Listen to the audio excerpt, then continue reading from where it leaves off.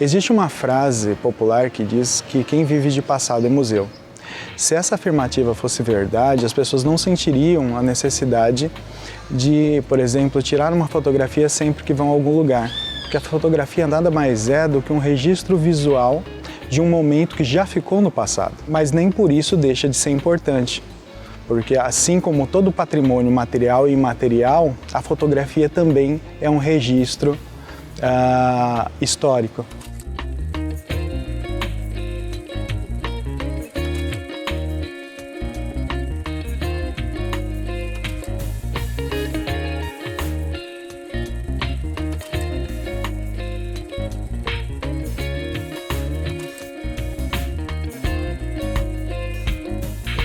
Patrimônio histórico é o título dado a bens materiais, imateriais e naturais de importância singular para uma nação, uma sociedade, uma comunidade ou um grupo de pessoas. Mas existem instrumentos que podem ser acionados para preservação, né? Eu acho que o mais famoso de todos é o tombamento. E ele acontece em vários níveis, né? Tem o tombamento federal, que é o mais conhecido, que é o IPHAN, que tomba. Tem o estado que também tomba, que é onde eu trabalho. A gente trabalha com bens, a maior parte são bens isolados, né? Então um ou outro imóvel, e a região do Porto é tombada em conjunto por nós, do estado. O município também tem uma política de tombamento de alguns imóveis, alguns espaços. Então o poder público, ele, através desses instrumentos, né, de tombamento, e também através de instrumentos urbanísticos de zoneamento mesmo, de não colocar usos indevidos ou que tenham muito impacto em determinadas áreas, ele pode fazer isso.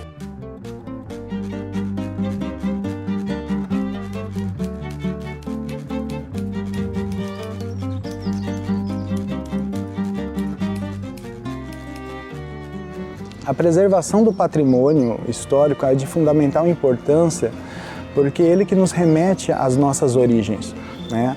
A construção, né, cultural de um povo, né? Os seus costumes, seu modo de ser, seu modo de agir, e tudo isso são características formativas da sua identidade.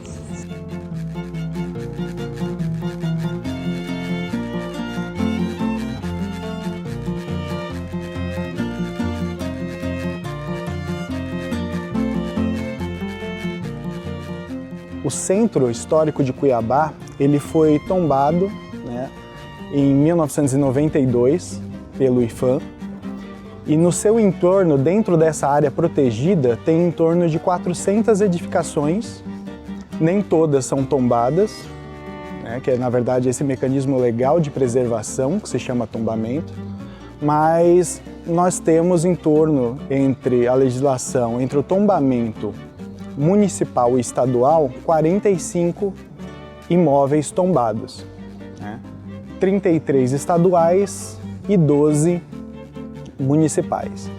Nós podemos dizer entre os mais emblemáticos, né, da nossa cidade aí, a Igreja do Rosário, a Igreja Matriz, a Igreja do Bom Despacho, o Clube Dom Bosco, a Casa Dom Aquino, o antigo prédio que abrigou o Grupo Escolar Senador Azeredo, na Rua 13 de Junho, e, é claro, o Sesc Arsenal.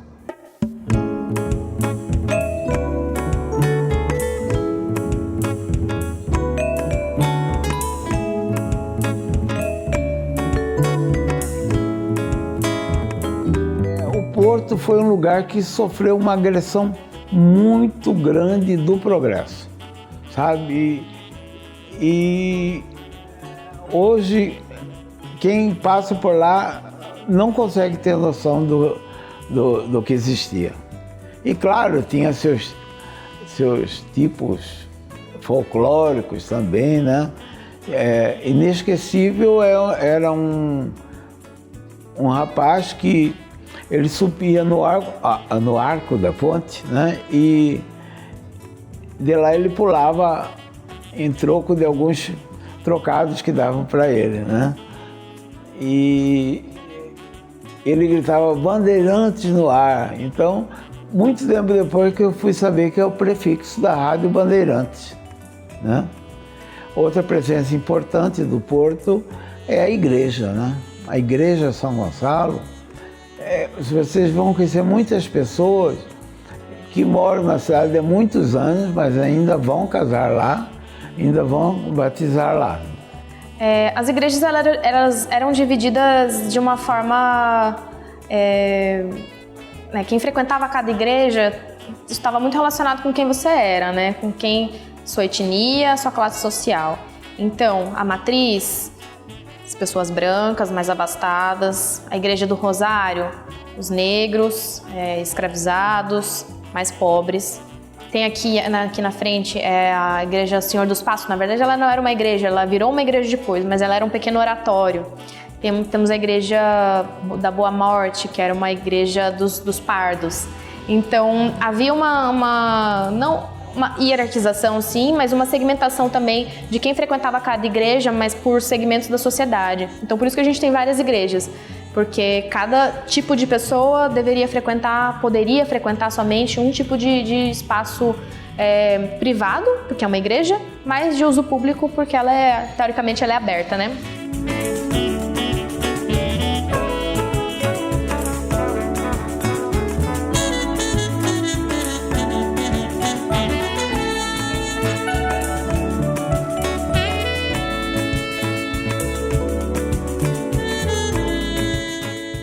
Eu acho que Cuiabá merecia um olhar melhor, porque tem um rio sem poluição.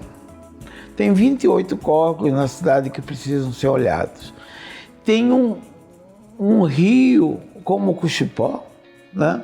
Tem um rio praticamente dentro da cidade. Então, e o que a gente vê? A gente vê as autoridades botando cimento em tudo, tá? Não tem uma praça que eles falam, não, esta praça é para as árvores tradicionais de Cuiabá, sabe? Piúva, cambará e também as frutíferas. Não tem, sabe? Então nós estamos vivendo um momento que a gente não sabe olhar Cuiabá.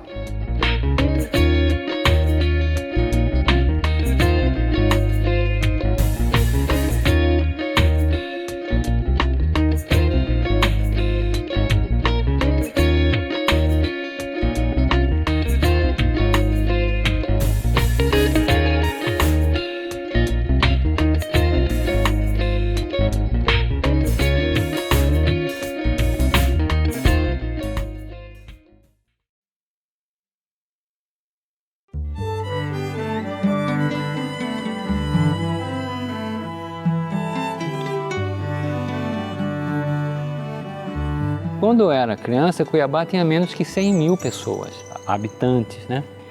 E nos anos 70 para os anos 80, 85, a cidade foi para quase meio milhão. Praticamente foi um pulo de 400% em 15 anos.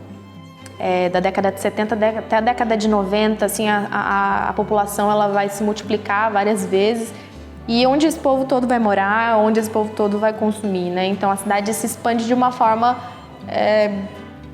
de certa forma, ordenada, mas ainda eu acredito que ainda é um pouco insuficiente. Assim, foram gerados muitos vazios urbanos, áreas muito longe do centro, algumas áreas de especulação. Teve várias levas, né? A Marcha para o Leste, o chamado do Júlio Campos para povoar o Nortão e tal. Mas é a característica da cidade ela receber.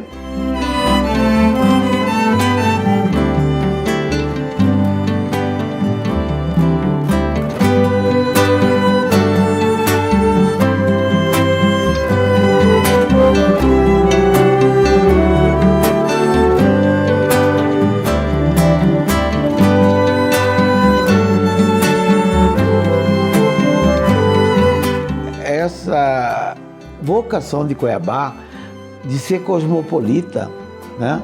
A gente reclama muito do patrimônio histórico. Mas é muito mais difícil para Cuiabá do que para Ouro Preto manter uma... Porque a cidade, o progresso chegou chegando, chegou batendo, chegou, como diz Caetano, destruindo, erguendo e destruindo coisas belas, aquela coisa, né? Eu acho que a gente pode começar até um pouquinho antes, quando a catedral foi implodida, né? Disseram que ela iria cair, colocaram dinamite e ela não caiu.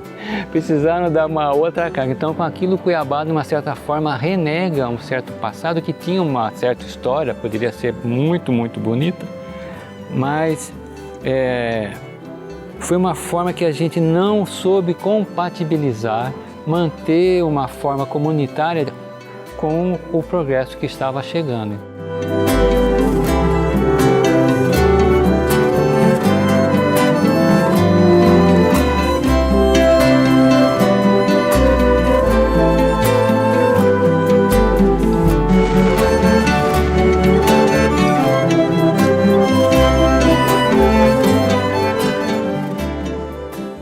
Mas o que eu gosto sempre de chamar a atenção é que a partir da década de 60 e 70 também, isso toma mais força, mas a 60 acho que inaugura, assim, é um processo de demolição, assim, de renovação modernizante, que vai civilizar Cuiabá, que vai, a tentativa, né, era trazer áreas de uma cidade moderna para uma cidade antiga, para que essa cidade tivesse a altura de competir com outras, né, digamos assim.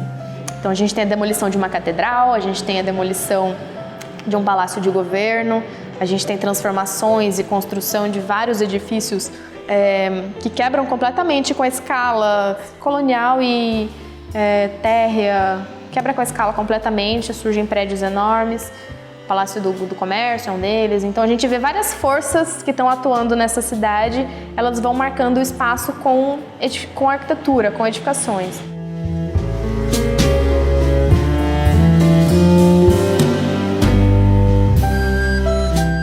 Para mim isso é bastante simbólico, assim.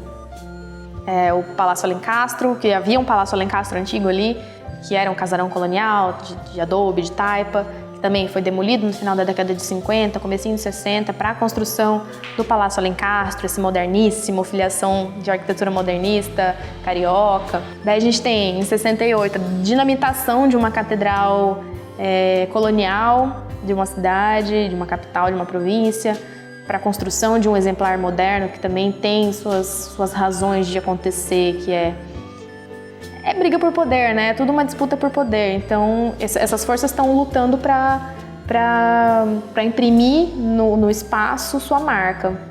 E também ali no mesmo tem o Palácio do Comércio. Eu acho que são três grandes forças, assim. O comércio, a igreja e o Estado. Num raio muito pequenininho, surgem grandes edificações que vão marcar justamente esse período de transformação intensa e tal.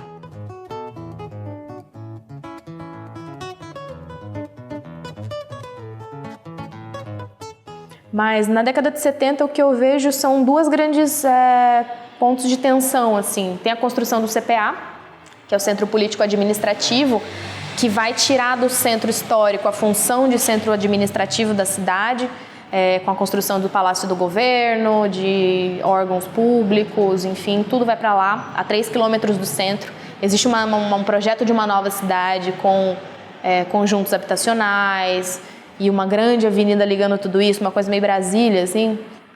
Mas esse era o plano, sair do centro e ocupar lá de uma forma organizada para justamente preservar esse centro. E junto com o CPA, na mesma época, na mesma década, a gente tem o FMT, que é a implantação da Universidade Federal aqui, né, em Cuiabá. Então, ela no extremo sul da cidade, fora do perímetro urbano, vários quilômetros longe do centro, vai ter essa cidade universitária que norteou também a ocupação, o adensamento ao longo de toda essa avenida e toda aquela região para justamente servir a esse campus universitário. Então, seria um triângulo, né? O CPA, o centro e a UFMT.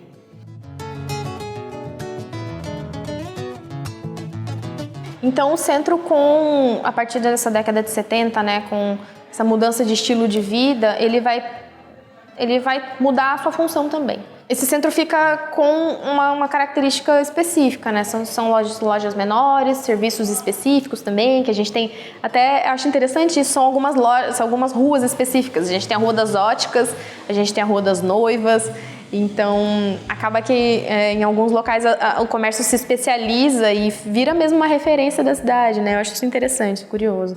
Mas eu vejo que houve mudanças e não é todo mundo que se sente seguro no centro. É uma coisa que eu ouço bastante. Mas eu não me sinto segura, eu acho que eu vou ser assaltada. Tem gente pedindo dinheiro, eu não tenho onde estacionar meu carro, é calor, a calçada é ruim. É tudo muito legítimo, todas essas reclamações, assim, mas eu ainda acho que o centro ainda tem muito mais valor cultural, um valor simbólico mesmo, do que um espaço privado, controlado e tal. Mas não termina só aí, tem muito mais coisa que ele tem que vir agregado ainda, porque o nosso centro, de certa forma, ele está perdendo o consumidor de vir para cá, mesmo porque a cidade cresceu muito, os shoppings, os bairros, e criaram estrutura, e nós precisamos de um incentivo especial para esse centro vir a ser povoado e o nosso patrimônio ser devidamente cuidado com os valores que Cuiabá merece.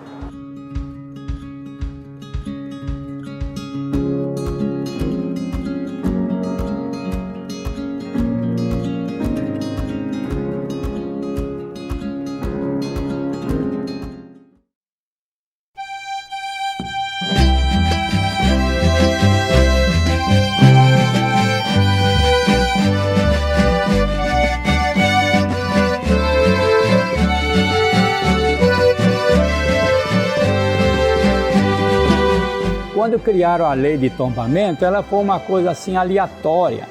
Não foi envolvido o poder público, não foi envolvido os donos de imóveis, não foi envolvido o comércio. Foi uma lei que precisava ser preservada, fizeram e tal. E ela está trazendo até hoje muitas dificuldades para os proprietários dos casarios de Cuiabá, principalmente nessa área central de Cuiabá, onde nós temos mais de 600 imóveis aqui no centro histórico. Tem problemas, tem conflitos? Sempre tem. Mas também tem uma coisa da população também de reconhecimento, né? Eu acho que não é só a função do... Não sou só eu que acho, né? Isso é a Constituição que fala. Não é só a função do Estado preservar. Claro que o Estado tem sua função, sim. Mas também a sociedade tem seu dever de preservar sua memória. Então, eu acho que o grande problema é como que a gente junta essas duas esferas, né? A pública e a privada no sentido de sociedade no amplo sentido, né?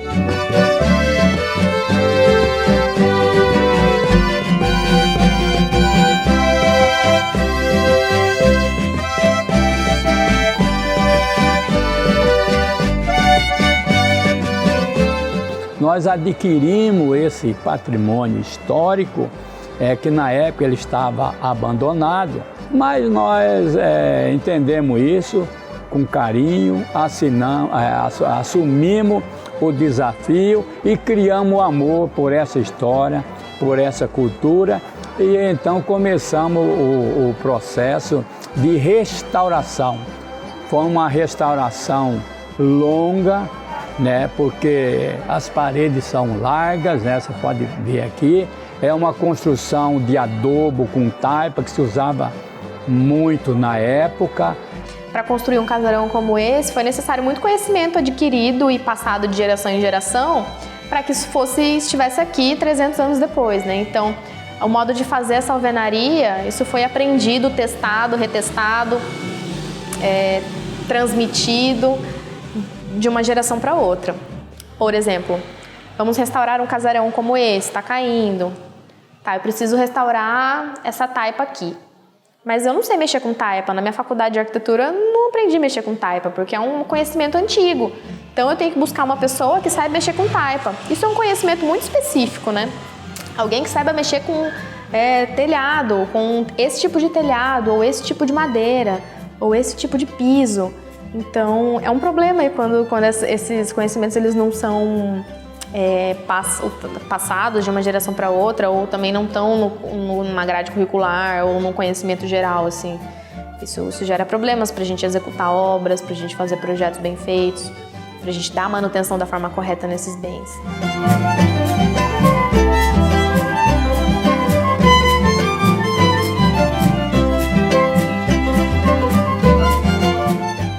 uma construção, você começa pelo alicerce. Aqui não, nós tivemos que fazer o alicerce para suportar uma obra que tem praticamente quase a história de Cuiabá. Então, a gente adquiriu a amar essa forma de fazer a coisa, de recuperar, de restaurar todo esse patrimônio, como eu já disse, em respeito à cultura da nossa gente cuiabana. E isso aqui é uma reforma que, para chegar nesse ponto, ela demorou praticamente 8 anos até a gente inaugurar essa obra, voltando inclusive algumas características originais da época. Foi uma coisa que nós pensamos muito em fazer isso, inclusive com relação a essas madeiras que você vai ver aqui que existe, que são madeiras na época chamadas de cabreúva. Essa madeira existe ela ainda aqui no Morro da Luz, que aqui em volta do Córrego da Prainha era alimentado por essas madeiras aqui, existe muita árvore de cabreúva. Aí o mestre Pedro descobriu isso e nós fomos buscar novamente a madeira original para colocar a cabreúva dentro de todo esse trabalho arquitetônico e cultural. A gente tem que encontrar formas de preservar o que é de fato fundamental e como a gente trata isso, né? As mudanças vão acontecer porque o tempo não para e a gente precisa de fato adaptar os espaços aos nossos usos de hoje. Isso é legítimo, isso é completamente normal, né? Mas é como a gente faz isso, como que a gente equilibra esse desenvolvimento e como que a gente equilibra isso com a preservação de fato desses bens, né? Isso é uma questão a ser colocada aí, é uma coisa que tem eu e tem muito mais gente pesquisando e trabalhando para responder. Eu não tenho uma resposta.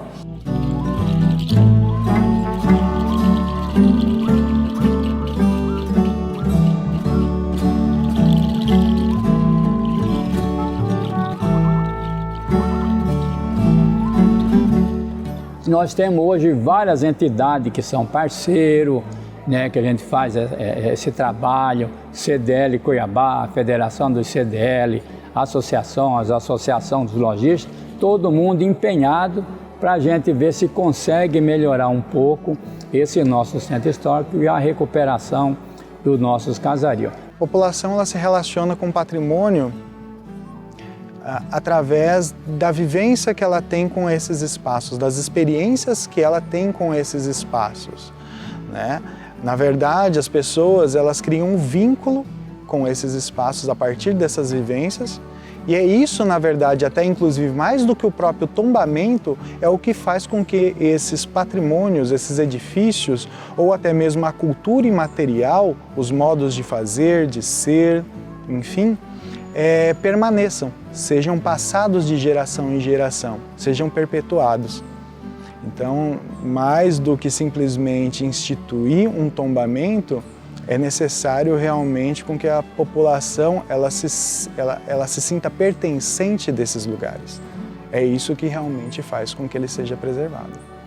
Mas como que de fato, né, a gente faz com que as pessoas sintam-se pertencentes a ponto de defender isso, né? E a defesa do patrimônio ela é bacana no discurso, né? Mas ela é muito difícil na prática, né? Tem que preservar, tem que preservar. Sim, acho que poucas pessoas falam que não tem que preservar. Mas a questão é que a gente entra numa coisa mais complexa de como fazer isso de fato na prática e fazer com que isso seja viável, né? Não é só a gente querendo, do lado do poder público, querendo que as coisas sejam e fazendo, né, valer os instrumentos, e também a população querendo que isso seja feito porque se sente pertencente, entende que isso é importante para a sua identidade, enfim, está relacionado à sua memória.